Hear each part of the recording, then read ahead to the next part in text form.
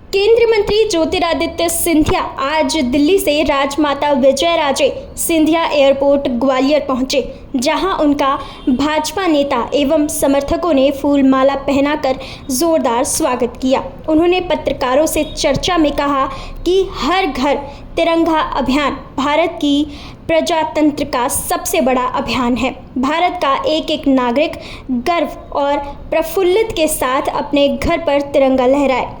भारत की आन बान और शान तिरंगा है और इस अभियान को घर तक पहुंचाने के लिए एक एक नागरिक तन मन के साथ मेहनत कर रहे हैं।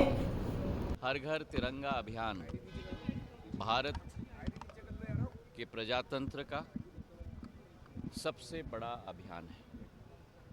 भारत का एक एक नागरिक गर्व और प्रफुल्लता के साथ अपने घर पर तिरंगा लहराए और आप सबसे भी मैं निवेदन करना चाहता हूँ, भारत की आन बान और शान हमारा तिरंगा है और इस अभियान को घर घर तक पहुँचाने के लिए एक एक नागरिक तन मन के साथ मेहनत कर रहे हैं।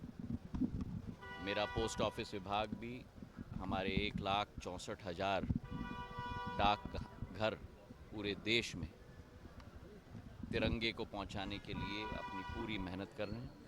मुझे विश्वास है कि जैसे पिछले वर्षों में करोड़ों झंडों के आधार पर हर व्यक्ति ने अपना मान और सम्मान के आधार पर तिरंगे को अपने घर पे लहराया था, इस वर्ष भी वही स्थिति होगी। पिछले बार मैं जब आया था तो आगरा से ग्वालियर की एक्सप्रेसवे की सौगात में लेके आया था, जिसके लिए मैं प्रधानमंत्री जी को, गडकरी साहब को और मुख्यमंत्री जी को बहुत धन्यवाद देना चाहता हूं। ये ग्वालियर की फ़िज़ा को बदलेगी जैसे इस एयरपोर्ट ने ग्वालियर की फ़िज़ा को बदला है। और मुझे इस बात की बड़ी खुशी है कि आज जो फ़्लाइट में मैं आया 185 में से 175 यात्री आए हैं, तो मतलब करीब 95% फ़्लाइट हमारा अब भर चुका है और यही एक यात्रा चलती रहे। ग्वालियर को अब जो नींव ग्वालियर की बन गई है, एयरपोर्ट के साथ, रेलवे स्टेशन के साथ, एक्सप्रेसवे के साथ, अटल एक्सप्रेसवे के साथ, अस्पताल, 1000 बिस्तर के अस्पताल के साथ, मल्टी स्पेशलिटी अस्पताल के साथ, चंबल से पानी लाने की योजना के आधार पर, ISBT की योजना के आधार पर अब समय है ग्वालियर में लोगों को आकर्षित करने के लिए। और इसलिए मैं मुख्यमंत्री जी को धन्यवाद देना चाहता हूं कि 28 तारीख को जो मैंने मांग रखी थी कि ग्वालियर में इन्वेस्टमेंट समिट होनी चाहिए, वो इन्वेस्टमेंट समिट आयोजित किया जा रहा है।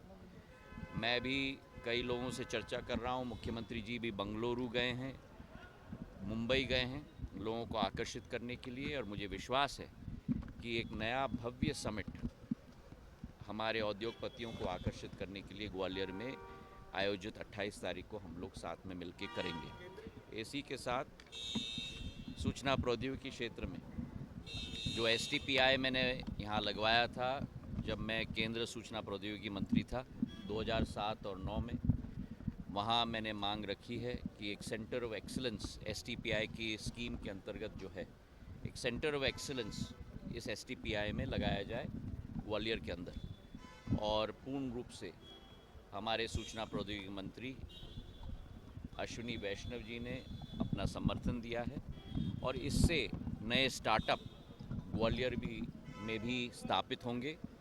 वित्तीय सहायता प्लग एंड प्ले सिस्टम, वित्तीय सहायता 15 लाख, 25 लाख, 40 लाख तक इस योजना के तहत दी जाएगी और एक नई ऊर्जा स्टार्टअप्स के क्षेत्र में भी ग्वालियर में इसके आधार पे आएगी।